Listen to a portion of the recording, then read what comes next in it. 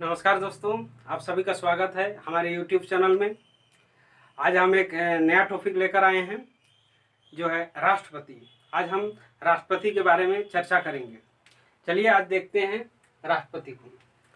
भारत का राष्ट्रपति राज्य का प्रमुख होता है और भारत का राष्ट्रपति राज्य का पहला नागरिक भी माना जाता है। तो राष्ट्रपति के पद और उसके शक्ति क्या हैं, इस विषय पर किन किन अनुच्छेदों में वर्णन किया हुआ है, इस विषय पर हम देखेंगे। तो आइए हम देखते हैं राष्ट्रपति के पद के बारे में। आर्टिकल 52 राष्ट्रपति के पद के बारे में वर्णन किया हुआ है, यानी कि भारत में एक राष्ट्रपति होगा, इस विषय पर आर्टिकल 52 में वर्णन किया हुआ है। उसके बाद राष्ट्रपति के क्या कार्य होंगे, क्या अधिकार होंगे और उसके चयन की क्या प्रक्रिया होगी, इस विषय पर भी हम देखते हैं आगे। अब देखते हैं हम लोग आर्टिकल 53। इसमें राष्ट्रपति के कार्य एवं शक्तियों के बारे में वर्णन है।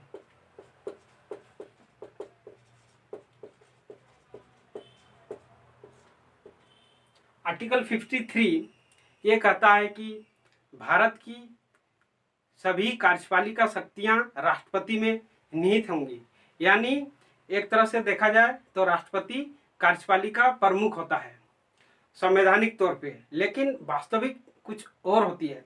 प्रधानमंत्री उन सभी अधिकारों का व्यवहारिक रूप में प्रयोग करता है, लेकिन जितने भी कार्य होते हैं वे राष्ट्रपति के नाम से ही होते हैं और संवैधानिक रूप से देखा जाए तो कार्यपालिका का प्रमुख राष्ट्रपति ही होता है। इस तरह से अब आगे हम देखते हैं आर्टिकल 54 में, जिसमें राष्ट्रपति के निर्वाचन मंडल के बारे में वर्णन किया हुआ है।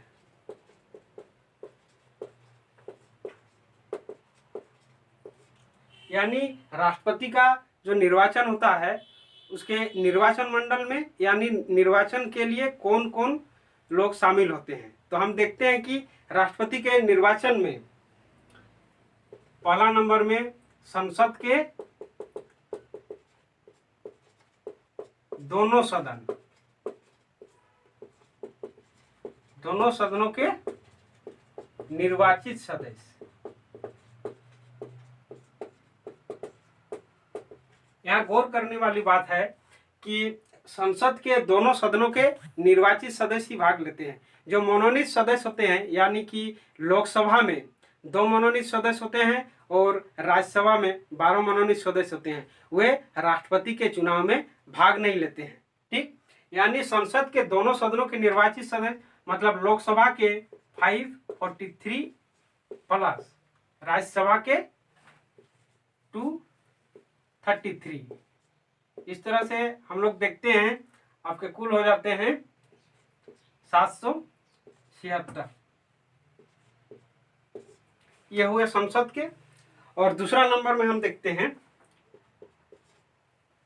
कि भारत के सभी राज्यों के और उन राज्यों के भी जिसमें मतलब संघ शासित प्रदेशों के भी जिसमें विधानसभा हैं, यानी कि दिल्ली और पुडुचेरी, उनके जो चुने हुए प्रतिनिधि हैं वे भी राष्ट्रपति के चुनाव में भाग लेते हैं। यानी सभी राज्यों के विधायक राष्ट्रपति के चुनाव में भाग लेते हैं।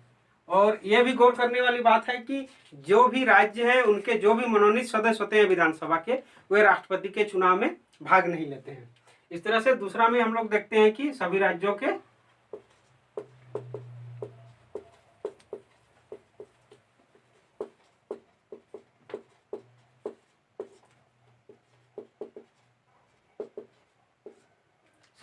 निर्वाचित सदस्य भाग लेते हैं। और यहाँ एक याद रखने वाली बात है जो आप लोगों को ध्यान में रखना चाहिए, जो एग्जाम में बार बार पूछा जाता है, कि जिसका हम अभी बात किए थे कि दिल्ली और पुडुचेरी जो केंद्र शासित प्रदेश हैं, लेकिन उसके भी जो विधायक होते हैं वे राष्ट्रपति के चुनाव में भाग लेते हैं। लेकिन ये प्रक्रिया, उन लोगों को ये अधिकार कब से दिया गया, इस बात को आप गौर कीजिएगा। ये है संविधान का 70वां संशोधन में।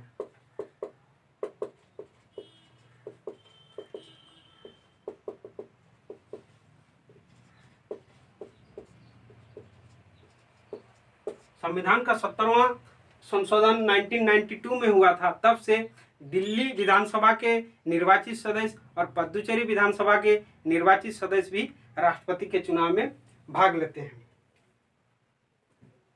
अब हम देखते हैं आगे आर्टिकल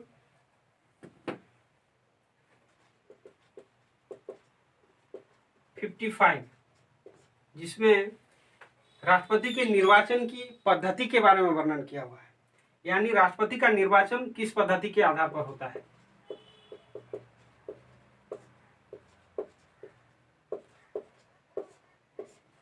ये बहुत ही बार एग्जाम में पूछा गया है और अभी भी पूछा जाता है, इसलिए आप लोग इसमें ध्यान दीजिएगा कि राष्ट्रपति का निर्वाचन किस पद्धति के आधार पर होता है। राष्ट्रपति का निर्वाचन आनुपातिक प्रतिनिधित्व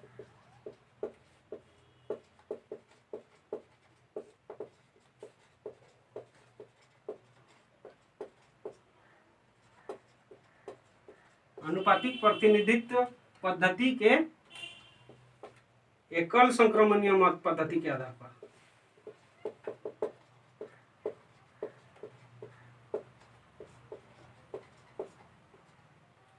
अनुपातिक प्रतिनिधित्व पद्धति के एकल संक्रमणीय मत पद्धति के आधार पर होता है, जिसको हम लोग इंग्लिश में सिंगल वोट ट्रांसफरेबल सिस्टम भी कहते हैं। ये बहुत ही बार एग्जाम में पूछा गया है, इसको ध्यान में रखिएगा। अब हम देखते हैं कि निर्वाचन पद्धति अनुपातिक प्रतिनिधित्व के आधार पर होता है, लेकिन इसके कुछ फॉर्मूले होते हैं कि राष्ट्रपति का चुनाव में जीतने के लिए एक विशेष कोटा होता है, जिसको हासिल करना होता है, तभी राष्ट्रपति का चुनाव उम्मीदवार को जीता हुआ माना जाता है। तो आप देखते हैं हम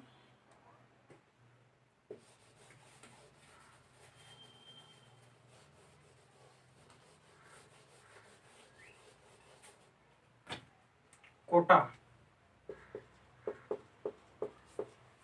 ये होता है आपका कुल वैध मत बटे 2+1, यानी 50% से अधिक होना चाहिए जनरली, ये आपको याद रखना है। लेकिन हम देखते हैं कि सभी राज्यों के विधायक और संसद, इसके क्या मत की जो मूल्य है ये समान होती है? नहीं, इसके मत की मूल्य समान नहीं होती है। इसके लिए भी हम देखते हैं कि अलग अलग राज्य का विधायक और संसद के लिए उसकी मत की मूल्य अलग अलग होती है। अब हम देखते हैं कि एक विधायक के मत का मूल्य कितना होता है।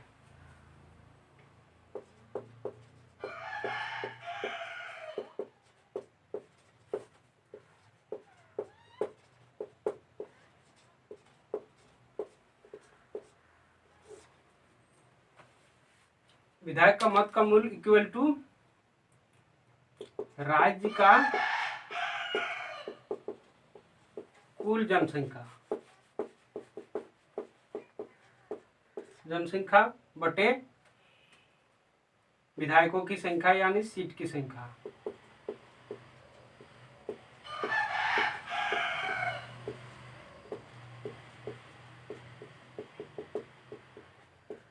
इसमें ध्यान देने वाली बात है कि निर्वाचित सदस्यों की संख्या ही विधायकों की संख्या होगी, इसमें मनोनीत सदस्य को शामिल नहीं किया जाएगा।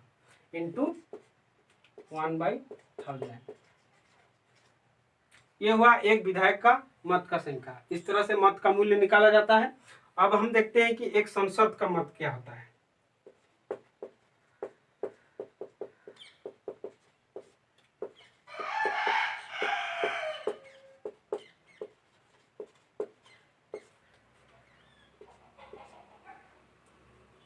सभी राज्यों के निर्वाचित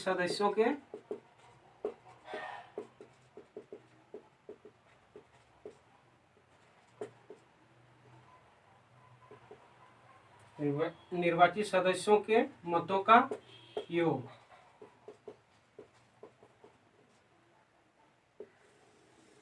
बटे निर्वाचित संसद की संख्या।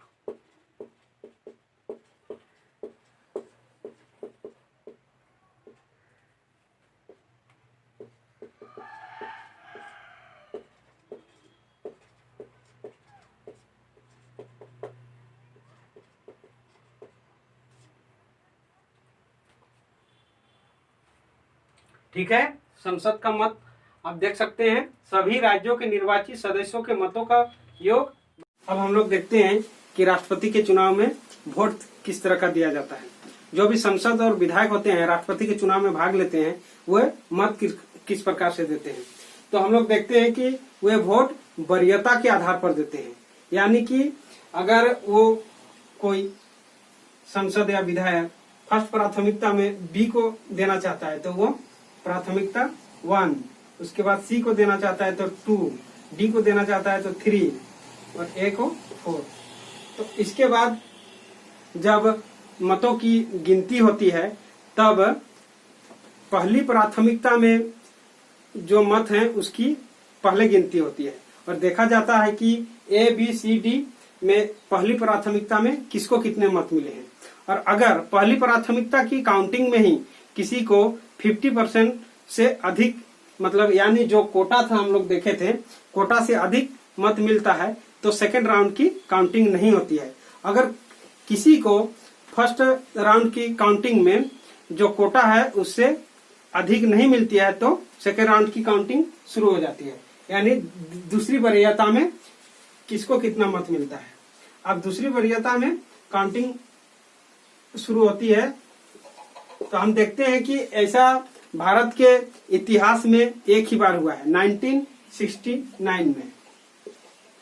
1969 के राष्ट्रपति चुनाव में बीबी गिरी जी राष्ट्रपति निर्वाचित हुए थे।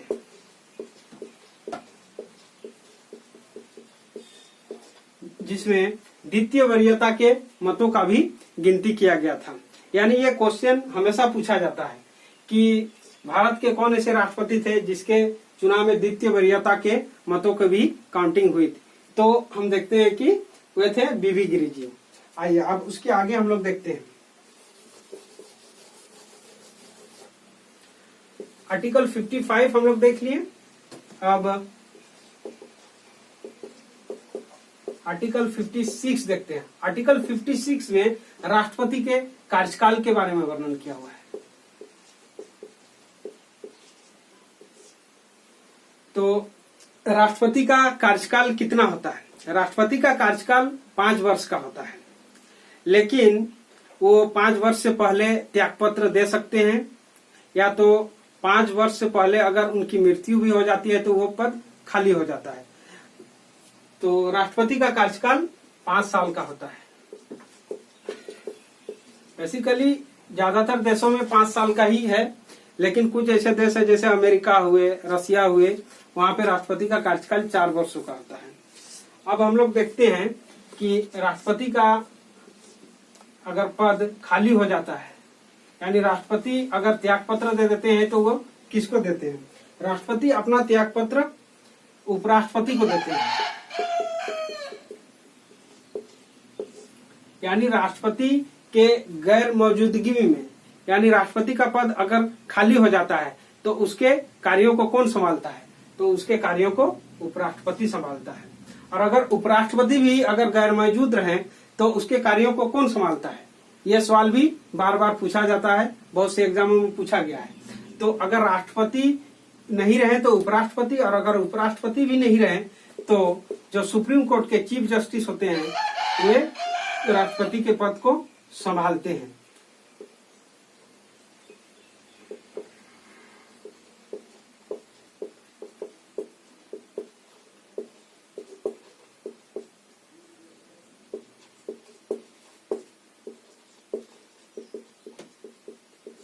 और इस तरह का भारत के इतिहास में एक बार हुआ है। हम देखेंगे कि 1969 में एम हिदायतुल्ला जी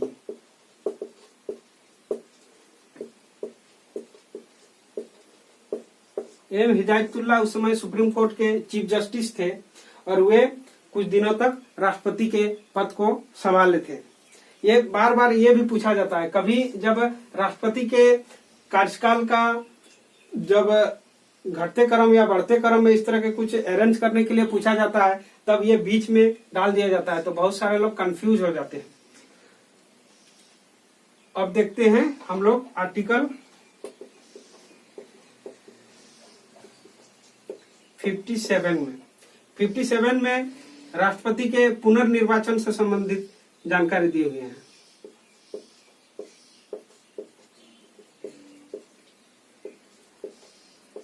यानी राष्ट्रपति जो होते हुए फिर से राष्ट्रपति बन सकते हैं या फिर से चुनाव लड़ सकते हैं या नहीं, इस विषय पर इसमें वर्णन किया हुआ है। तो आपको बता दें कि हमारे देश में उस तरह का कोई कंडीशन नहीं है कि जो व्यक्ति राष्ट्रपति बन गया हुआ दूसरे बार फिर राष्ट्रपति का चुनाव में खड़ा नहीं हो सकता है। यानी जो राष्ट्रपति है वर्तमान में, उसका कार्यकाल समाप्त होने के बाद फिर वह दूसरा बार राष्ट्रपति का चुनाव लड़ सकता है। हाँ, लेकिन कुछ कुछ देशों में ये बाउंडेशन है, जैसे अमेरिका में आप 2 बार से अधिक राष्ट्रपति नहीं बन सकते हैं, लेकिन हमारे देश में उस तरह का कोई बाउंडेशन नहीं है। एक व्यक्ति जितना चाहे उतना बार वो राष्ट्रपति का चुनाव लड़ सकता है और जीत भी सकता है। ठीक, उसके बाद हम लोग देखते हैं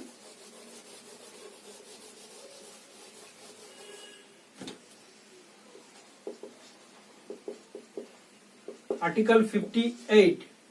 इसमें राष्ट्रपति के चुनाव में खड़ा होने के लिए योग्यता का वर्णन किया हुआ है। तो राष्ट्रपति के चुनाव में खड़ा होने के लिए क्या क्या योग्यताएं निर्धारित की गई हैं। पहला योग्यता, भारत का नागरिक होना चाहिए, और दूसरा, उम्र 35 वर्ष होना चाहिए। और आप लोगों को बता दें कि बहुत से एग्जाम में ये पूछा जाता है कि राष्ट्रपति बनने के लिए न्यूनतम उम्र कितनी होनी चाहिए। तो आपको ये याद रख लेना है 35 वर्ष। ठीक, और तीसरे नंबर में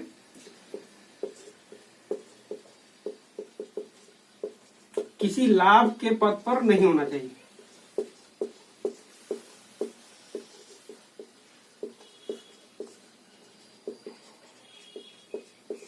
यानी किसी प्रकार का कोई नौकरी में नहीं होना चाहिए, कोई सर्विस में नहीं होना चाहिए।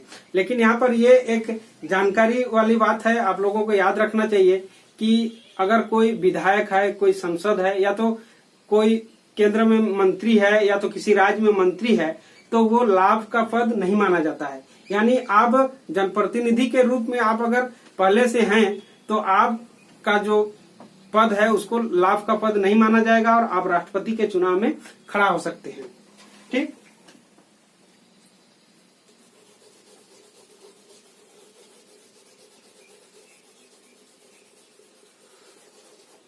लेकिन यहाँ तक आपको जानने के बाद लगेगा कि राष्ट्रपति का चुनाव में खड़ा होना इतना ही आसान है, लेकिन आसान नहीं है। इसके बाद भी और बहुत सारे योग्यताएं होती है जिसको फुलफिल करना पड़ता है। कहने का मतलब राष्ट्रपति के चुनाव में जो गैर गंभीर लोग हैं, मतलब जो गैर जिम्मेदार लोग हैं, ऐसे लोग वहां ना खड़ा हो जाएं, यानी 1000-2000 लोग ना खड़ा हो जाएं, इसलिए उसमें कुछ विशेष प्रावधान किए गए हैं। यानी कुछ विशेष क्या प्रावधान किए गए, हम लोग देखते हैं कि राष्ट्रपति का चुनाव में खड़ा होने के लिए आपको 50 प्रस्तावक होने चाहिए और 50 अनुमोदक होना चाहिए। यानी कि जो राष्ट्रपति चुनाव में भाग लेते हैं, जो राष्ट्रपति चुनाव में वोट देते हैं, वैसे सदस्यों में से 50 प्रस्तावक होने चाहिए और उन्हीं सदस्यों में से 50 अनुमोदक भी होने चाहिए। तब आप राष्ट्रपति का चुनाव में खड़ा हो सकते हैं। और दूसरा और एक बात है कि आपको 15,000 रुपया का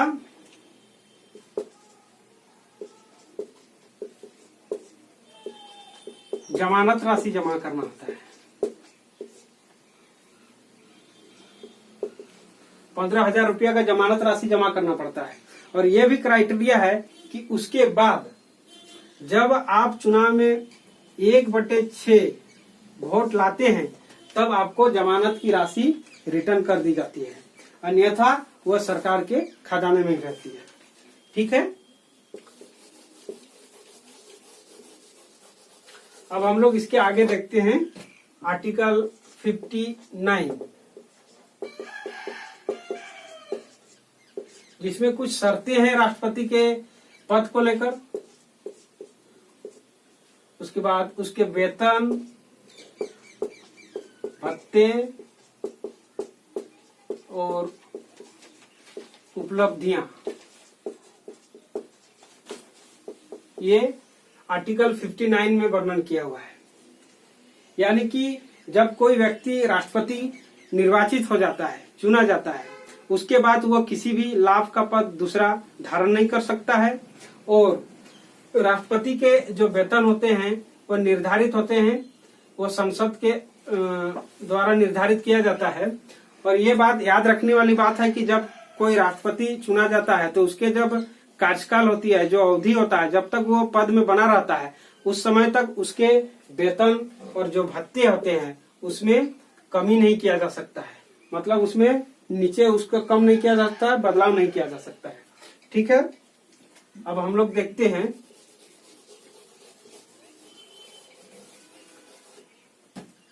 आर्टिकल 60, जिसमें राष्ट्रपति के शपथ के बारे में वर्णन किया हुआ है। तो राष्ट्रपति का जो शपथ होता है, यानी पद और गोपनीयता का जो शपथ होता है, वो किसके द्वारा दिया जाता है? ये सवाल हमेशा पूछा जाता है एग्जाम में। इसको भी आपको जानना है कि राष्ट्रपति का शपथ जो होता है वो सुप्रीम कोर्ट के चीफ जस्टिस के द्वारा दिया जाता है, यानी सुप्रीम कोर्ट के जो मुख्य न्यायाधीश होते हैं। और अगर मुख्य न्यायाधीश नहीं रहे तो वरीयता क्रम में जो भी उसके नीचे वाले न्यायाधीश होते हैं वे उसको शपथ दिलाते हैं। अब हम देखते हैं, बहुत ही महत्वपूर्ण और बहुत ही एग्जाम में इसको पूछा गया है, आर्टिकल 61।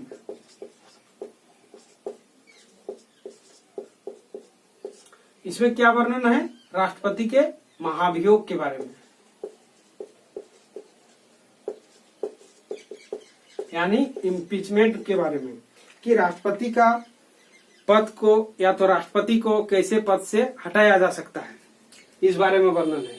तो हम देखते हैं कि महाभियोग क्या है। जब राष्ट्रपति संविधान के अनुरूप कार्य नहीं करते हैं, यानी संविधान का हनन होता है, संविधान का वायलेशन होता है, तब उस पर महाभियोग लाया जाता है। और महाभियोग लाने के भी कुछ प्रक्रियाएं होती हैं। और महाभियोग लाने के लिए सबसे पहली बात ये होती है कि जिस सदन में महाभियोग लाया जाता है, जैसे लोकसभा के दोनों सदन मतलब संसद के दोनों सदन लोकसभा और राज्यसभा, तो आपको याद रखना है कि राष्ट्रपति का महाभियोग किसी भी सदन में लाया जा सकता है, पहले लोकसभा में भी या तो राज्यसभा में भी। लेकिन इसको लाने के लिए जिस सदन में लाया जाता है उस सदन के 1/4 सदस्यों का स्वीकृति होना चाहिए, यानी लिखित स्वीकृति होना चाहिए।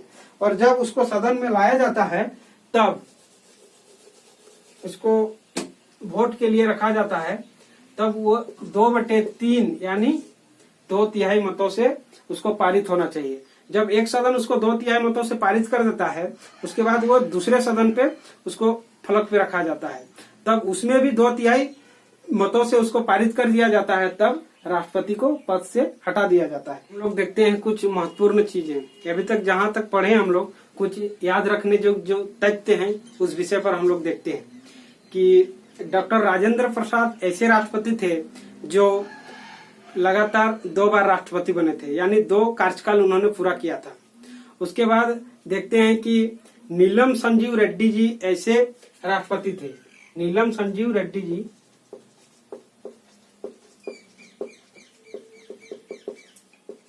जो निर्विरोध रूप से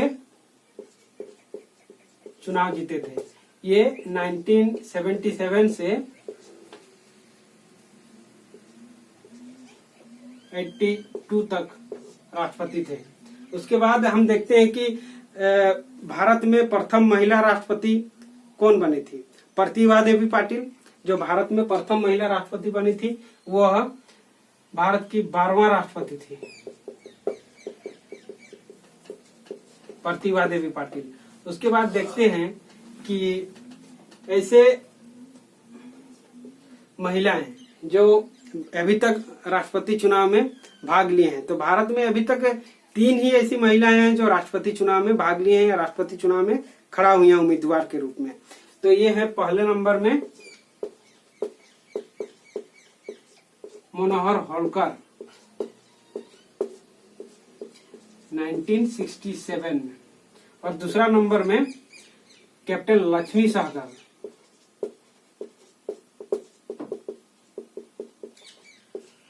जो 2002 के चुनाव में खड़ा हुई थी। और तीसरा नंबर में जो अभी हम लोग बात किए प्रतिभा पाटिल का,